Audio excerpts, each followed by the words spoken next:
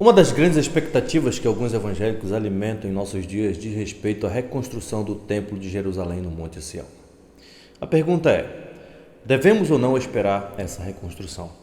É sobre isso que nós iremos tratar no vídeo de hoje.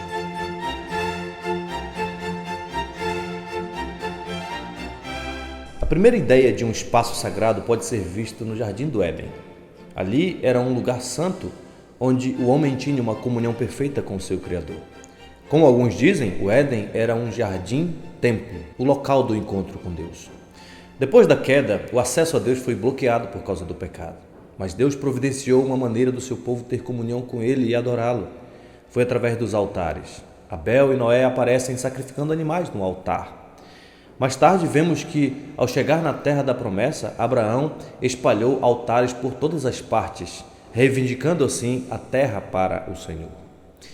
Na época do Êxodo, quando os filhos de Israel marcharam para Canaã, Deus mandou construir o tabernáculo, que serviria para pelo menos 3 coisas importantes. Em primeiro lugar, o tabernáculo era o local da habitação de Deus no meio do seu povo. Em segundo lugar, o tabernáculo era o lugar onde o pecado seria expiado. E em terceiro lugar, o tabernáculo era o local onde se celebravam as festas de Israel. O tabernáculo, portanto, afirmava o desejo de Deus de morar no meio do seu povo. Por isso ele disse: "E me farão um santuário, para que eu possa habitar no meio deles." Mas Deus é um ser santo, e para habitar no meio de pecadores, o pecado precisa ser expiado. Eis a razão dos ritos de sangue do tabernáculo, porque, como diz o autor de Hebreus, sem derramamento de sangue não há remissão de pecados. Com o passar dos anos, já nos dias da monarquia, Davi se propôs a construir uma casa para Deus. Mas Deus não aceitou essa proposta. Em vez disso, ele disse que construiria uma casa para Davi, ou seja, uma dinastia, e que o filho de Davi é que construiria uma casa para o Senhor. A promessa, portanto, de Deus é esta: Deus fará uma casa para Davi e o filho de Davi fará uma casa para Deus. Lendo a história, vemos que, de fato, Salomão, o filho de Davi, edificou a casa de Deus, o templo. E depois de pronto, a glória de Deus desceu sobre o templo e o templo substituiu o tabernáculo como local da expiação do pecado e como lugar da presença de Deus no meio do seu povo. Mas é importante dizer que isso não foi o cumprimento final da promessa de Deus a Davi. A presença de Deus com o seu povo demandava uma vida de santidade por parte de Israel. Por isso, Deus havia advertido Salomão que se o povo pecasse contra ele, aquela casa se tornaria um montão de ruínas. E foi exatamente isso que aconteceu.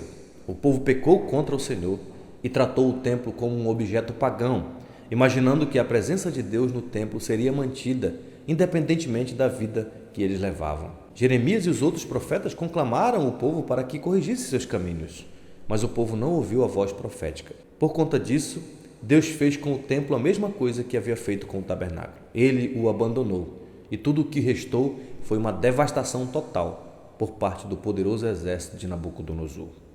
Mas, como sabemos, a história do templo não terminaria em ruínas. Em Ezequiel 37, Deus prometeu a reconstrução de um templo perfeito, cheio de glória, no meio de uma cidade perfeita, onde Deus habitaria com o seu povo.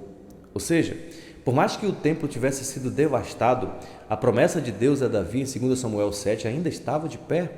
Depois de 70 anos de cativeiro babilônico, quando os israelitas finalmente voltaram para a terra da promessa, eles reconstruíram o templo. Mas o problema é que esse segundo templo não tinha a glória da visão de Ezequiel. Ou seja, esta ainda não era a casa final que o filho de Davi construiria para Deus. Quando nós chegamos nos 400 anos do silêncio profético, no período interbíblico, por causa da profecia de Zacarias 6,12, que diz que o homem chamado Renovo edificaria o templo do Senhor, a crença principal naqueles dias passou a ser a de que o Messias construiria o verdadeiro templo do Senhor, porque somente um templo erigido pelo próprio Deus poderia durar para sempre. Quando esse verdadeiro templo fosse construído, a glória de Deus desceria e habitaria no meio dos filhos de Israel. Os gentios seriam chamados e haveria plena paz, unidade e segurança para o povo de Deus. Quando Jesus nasceu, o templo ainda estava de pé. Herodes havia mandado embelezar o templo. Mas apesar disso, os judeus não acreditavam que isso cumpria em definitivo as promessas de Deus no Antigo Testamento. E qual foi a atitude de Jesus para com o templo? Bom, pelo menos duas coisas vemos em Jesus. Em primeiro lugar, vemos nele um senso de reverência para com a casa de Deus. Por exemplo, com apenas 12 anos, ele se referiu ao templo como a casa de meu pai. Depois, ele disse que o templo é a casa de Deus, ou uma casa de oração para todas as nações. Sem contar que Jesus foi várias vezes a Jerusalém para celebrar as grandes festas de Israel que aconteciam no templo. Mas vemos também um outro tipo de atitude de Jesus em relação ao templo. É um anúncio de julgamento contra Israel. Em um determinado momento, nós encontramos Jesus denunciando os sacerdotes por terem transformado o templo num covil de salteadores e numa casa de negócios. Em outro momento, o vemos anunciando a devastação completa de Jerusalém e do seu templo. E aqui nós devemos lembrar que Jesus não era um mero profeta. Na verdade, ele é o próprio Messias profetizado, em quem as Escrituras estavam se cumprindo exatamente naquele momento. Ou seja, ao anunciar a queda do templo, Jesus não está dizendo que este seria apenas destruído. Jesus está dizendo que o templo seria substituído pelo verdadeiro templo que o próprio Deus erigiu. Vamos pensar mais no que isso significa. Em Marcos capítulo 11, quando Jesus entrou no templo, ele expulsou os que ali vendiam e compravam e disse: "A minha casa será chamada casa de oração para todas as nações. Vós, porém, a tendes transformado em covil de salteadores." Jesus está citando aqui as profecias de Isaías e Zacarias, que falam de um templo construído por Deus e que será um lugar onde as nações vão se acolher e se reunir. O problema é que o templo da época de Cristo, embelezado por Herodes, não comportava essa visão escatológica dos profetas, em especial por causa dos pecados daqueles que estavam encarregados do serviço de culto no templo. Era necessário, portanto, que um novo e maior templo aparecesse na história. Um templo que não fosse um esconderijo de ladrões. Um templo que não fosse um lugar de opressão para os pobres. Um templo que não privasse os gentios do seu direito de adoração ao Senhor. O que seria esse templo? O Novo Testamento nos dá algumas pistas. Em João capítulo 2, verso 13 a 22, Jesus declara: "Destruí este santuário e em 3 dias o reconstruirei." Os judeus ficaram perplexos com essa declaração de Jesus e disseram: "Em 46 anos foi edificado este santuário e tu em 3 dias o levantarás?" Mas o texto diz que Jesus se referia ao santuário do seu corpo. Ou seja, esse maior e novo templo aguardado pelos profetas era o próprio corpo de Cristo, derrubado sim pelos homens numa sexta-feira, mas reedificado no 3º dia pelo poder de Deus. Mas como o corpo de Jesus poderia ser o templo? Basta você lembrar que o templo de Jerusalém era o local da expiação do pecado, era o local da habitação de Deus no meio do seu povo e era o local onde brilhava a glória de Deus. Pois bem, nós lemos em João 1,14 que o Verbo se fez carne e tabernaculou entre nós e vimos a sua glória, glória como do unigênito do Pai. Paulo também diz que nele, em Cristo, habita corporalmente toda a plenitude da divindade. Em Cristo, portanto, podemos ver a radiante glória de Deus habitando no novo Israel de Deus. E quanto aos sacrifícios? Bom, esse é um fato curioso na relação de Cristo com o templo. Apesar de ter mostrado profundo respeito pelo templo, Jesus nunca ofereceu sacrifício ali. E a razão disso é que ele era o sacrifício. Lá em Mateus capítulo 12, verso 6, quando Jesus diz: "Aqui está quem é maior que o templo", ele está demonstrando a sua consciência de que, embora o templo ainda estivesse de pé, alguém maior do que o templo havia entrado na história humana. Alguém que perdoa pecados sem a ajuda dos ritos do templo.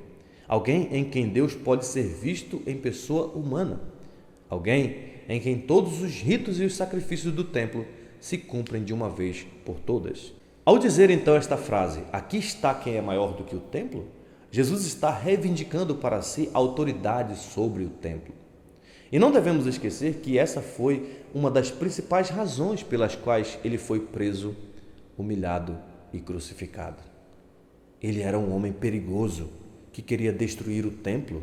Porém, a grande ironia da história, e que os fariseus jamais poderiam imaginar, é que seria exatamente na morte e ressurreição de Cristo que o templo de Jerusalém perderia a sua validade e seria destruído.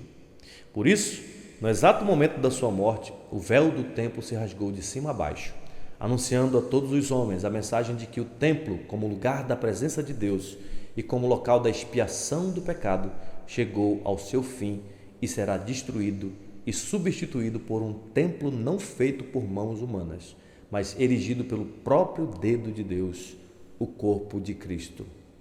É isso que Ezequiel 43 quis dizer quando falou de um templo cheio da glória de Deus, habitando no meio do seu povo. O Evangelho de João reconhece o Verbo encarnado como sendo essa pessoa em quem a glória de Deus brilha. Em Cristo, portanto, o templo de Ezequiel tornou-se uma realidade, independentemente de um edifício de pedras. O corpo de Jesus é o novo templo, porque Jesus é tanto o local da expiação como o lugar da presença de Deus. Isso quer dizer que Jesus não veio aqui meramente para transformar os projetos arquitetônicos de Ezequiel no templo mais magnífico já construído por mãos humanas. Não. Na verdade, ele é o templo da glória profetizado por Ezequiel. E mais, Ezequiel profetizou também que um rio jorraria do templo e renovaria a vida das pessoas. Jesus anunciou que os rios de água da vida agora jorram dele, por isso todos são convidados a beberem dessa fonte. Mas é importante dizer também que não somente o templo perdeu a sua significação com a obra consumada de Cristo. O monte sagrado no qual o templo foi construído também perdeu. É por isso que não cremos mais em peregrinações a lugares sagrados. Em sua conversa com a mulher samaritana, aquela mulher tinha uma grande preocupação, que era: qual o monte sagrado em que Deus habitava e deve ser adorado? A resposta de Jesus é devastadora. Ele diz que, embora o templo de Jerusalém e o Monte Sião tenham sido de fato os locais designados por Deus para a adoração, nada disso mais importava, porque os verdadeiros adoradores agora adoram o Pai em espírito e em verdade, sem os aparatos e os ritos do templo em qualquer lugar. Por fim, ainda precisamos responder uma pergunta: e o que aconteceu com esse templo da glória depois que Jesus partiu para o Pai? João capítulo 17, verso 22 nos responde. João diz aqui que, assim como Jesus, por sua unidade com o Pai, era a manifestação da glória de Deus neste mundo, assim os discípulos, por causa da sua unidade com o Pai e com o Filho, tornam-se a evidência visível da continuidade da presença de Deus neste mundo. Ou seja, o templo de Ezequiel cumpre-se em Jesus e em seus discípulos. É por isso que Paulo se dirige à igreja como sendo a casa de Deus, o templo do Espírito Santo, porque o Espírito de Deus habita em vós, diz Paulo. Veja então que o templo santo não é mais um edifício construído por mãos, mas é uma comunidade de discípulos, como está escrito em Efésios capítulo 2, edificados sobre o fundamento dos apóstolos e profetas, sendo ele mesmo, Cristo Jesus, a pedra angular, no qual todo o edifício bem ajustado cresce para santuário dedicado ao Senhor, no qual também vós juntamente estáis sendo edificados para a habitação de Deus no Espírito. Essa ideia de Cristo como sendo a pedra angular vem do Salmo 118 e de Isaías capítulo 28. O profeta diz que Deus colocou em Sião essa pedra provada, preciosa, angular e solidamente assentada. Jesus Cristo é essa pedra angular, e a comunidade mundial de crentes que está unida a Ele pela fé é a superestrutura erigida sobre esse alicerce que Deus lançou em Sião. Isso tudo significa, em outras palavras, que a promessa de Deus a Davi não caiu por terras. Deus havia prometido construir uma casa para Davi, uma dinastia para Davi, e o filho de Davi construiria uma casa para Deus. O que vemos no Novo Testamento é que a casa que Deus prometeu edificar a Davi veio a ser a casa que o filho de Davi está agora edificando para Deus, ou seja, a igreja do Senhor, o templo do Espírito Santo. Foi assim que em Atos capítulo 15, verso 15, os apóstolos entenderam a entrada dos gentios na aliança. Deus está restaurando o tabernáculo de Davi, disse Tiago. Todos os que depositam sua fé em Cristo, que é o filho de Davi e o filho de Deus, entram pela fé na casa de Davi e na casa de Deus, e assim se cumprem as profecias sobre o templo. Obviamente, o que Deus espera dessa nova comunidade de discípulos, desse novo templo, é que eles vivam uma vida de santidade. Pelo fato de Deus habitar nesse templo, o templo é santo. Assim, pois, como os sacerdotes tiveram que deixar para trás tudo que era impuro, porque o Senhor estava com eles durante a jornada, assim agora os crentes, que são o templo de Deus, devem separar-se da iniquidade, para que Deus possa habitar no meio deles. Como eu disse no começo, infelizmente muita gente ainda nutre a esperança de que um novo templo ainda seja construído no Monte Sião. Obviamente nós respeitamos quem pensa assim, mas me parece que lhes falta a percepção de que o Novo Testamento proclama a derrubada do templo, pois esse ganhou o seu significado final na obra consumada de Jesus Cristo, que é o verdadeiro templo universal que abriga pessoas de todos os povos, tribos, línguas e nações. É possível que o templo de Jerusalém venha a ser reconstruído? Sim, é possível. Mas se isso acontecer, se dará por causa de um entendimento equivocado das Escrituras. Ou seja, a reconstrução do templo não é um sinal de fé, mas é um sintoma de incredulidade. Na verdade, a única expectativa que ainda devemos nutrir em relação ao lugar sagrado da presença de Deus com o seu povo é a consumação do reino e a chegada definitiva da cidade de Deus, onde o tabernáculo da presença de Deus estará para sempre entre os homens e Deus mesmo estará com eles.